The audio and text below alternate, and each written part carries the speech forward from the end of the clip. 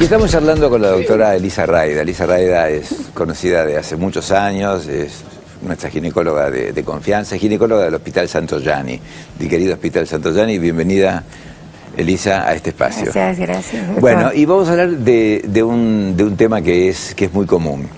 Y vamos a mostrar las placas que hemos preparado con Elisa, y Elisa las va a ir comentando. Y el tema es la incontinencia urinaria.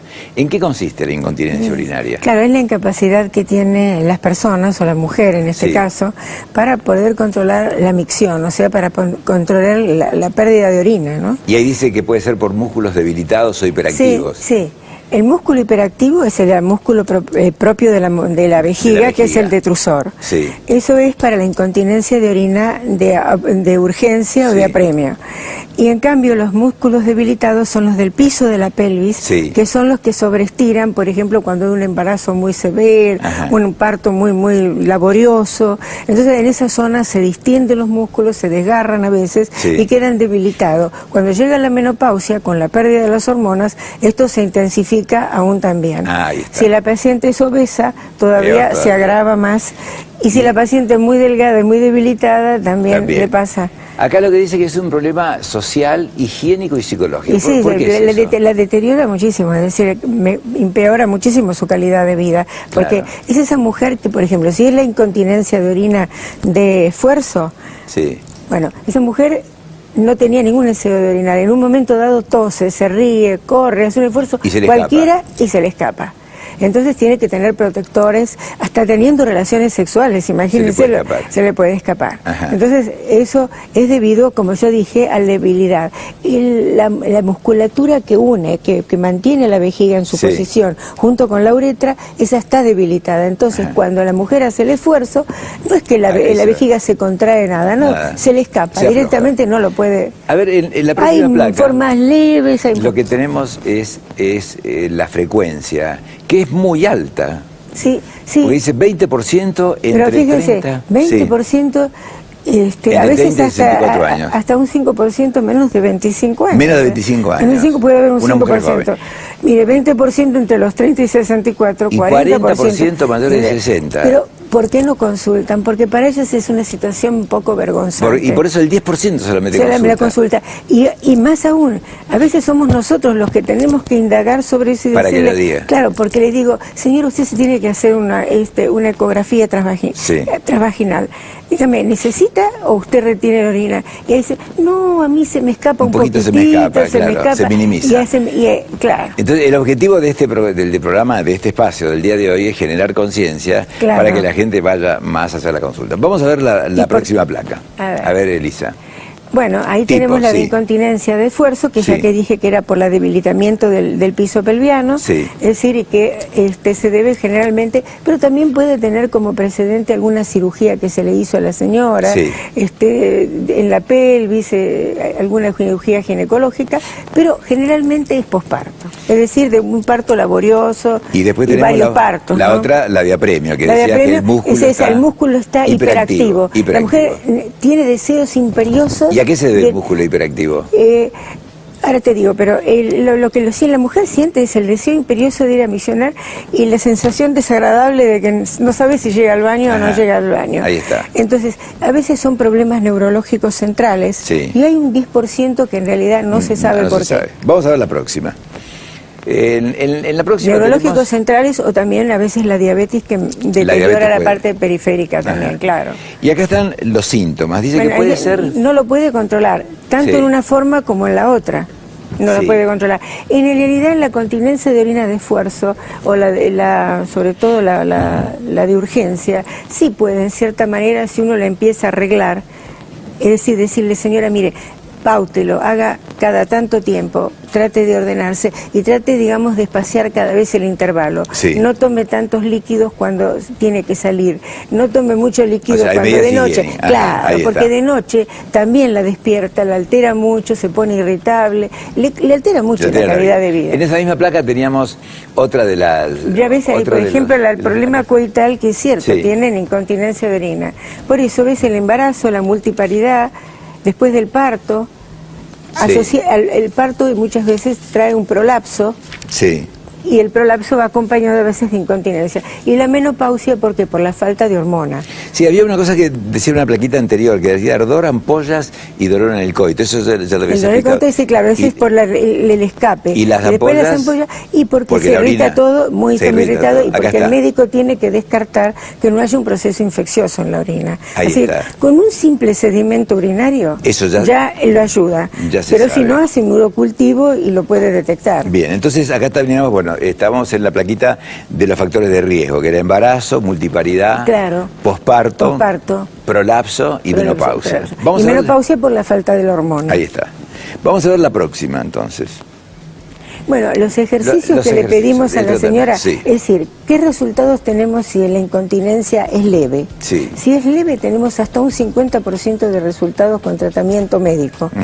¿Con qué? Con unos ejercicios que le dicen a la señora, mire señora, usted tiene que tratar de contraer la musculatura como para interrumpir el chorro miccional. Ese es los ejercicios apretar. de Kegel, apretar. Ajá. Entonces, apretar la parte de unos abajo. segunditos, relajarse y así. Lo hace 15, ¿Cómo se llaman 20, los ejercicios? Los ejercicios de Kegel. ¿Qué? ¿Con K? Sí, Kegel con K.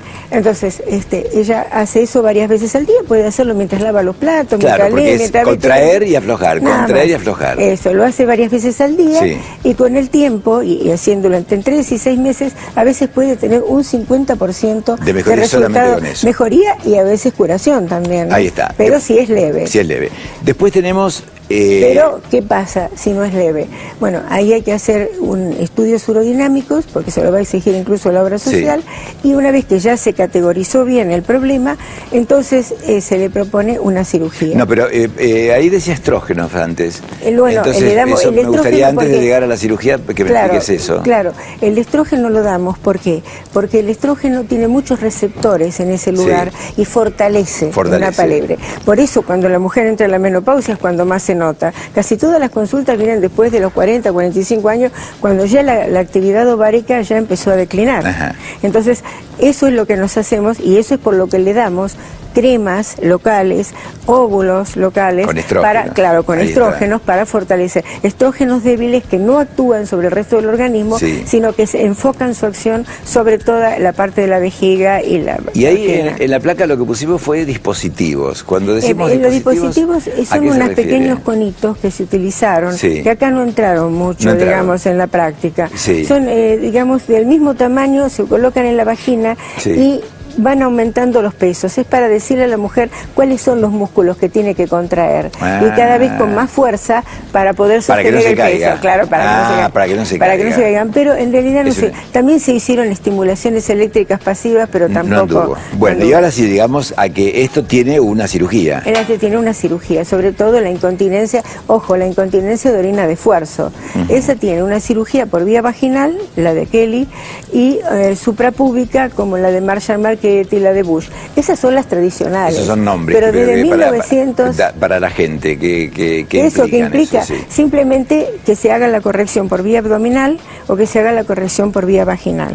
Son técnicas... Claro, pero que no le deja, si es por vía vaginal, no le deja ninguna cicatriz ni nada. Nada, y por vía, pero cuando es por vía suprapúbica se tiene que hacer a veces en ciertas condiciones. En ciertas condiciones. Hay que explicar mucho para... Elisa, de 100 mujeres que tienen este problema, ¿cuántas llegan a la cirugía y cuántas se corrigen con estrógenos y con ejercicios? Y yo te dije, un 50% si es leve puede ir a corrección con tratamiento médico. Un 50%. Bajando de peso o fortaleciendo. Sí, bueno, con todas las medidas higiénicas. Con todas las medidas higiénicas. Sí.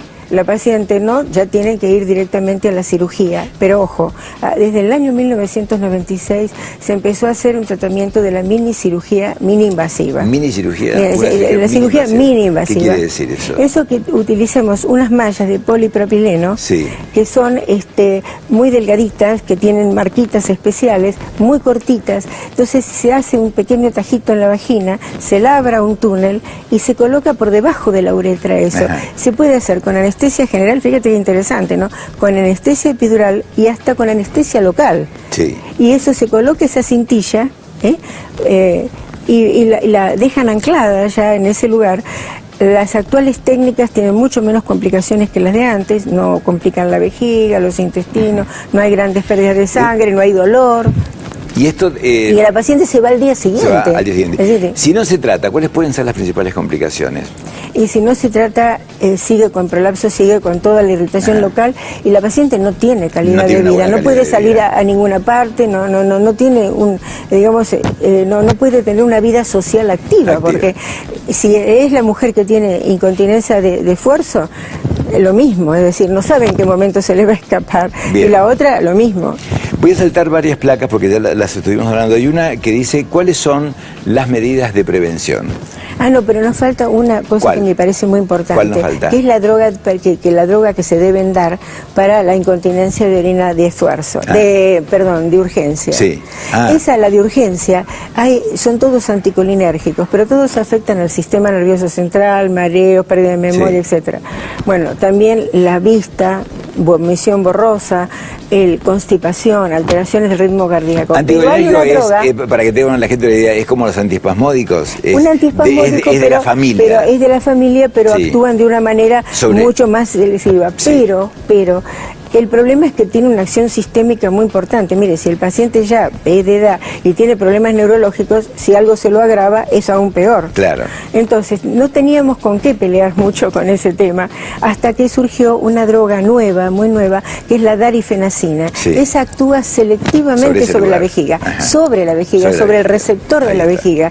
Entonces, evita los otros efectos secundarios y tiene una acción más rápida y se toma una sola vez al día.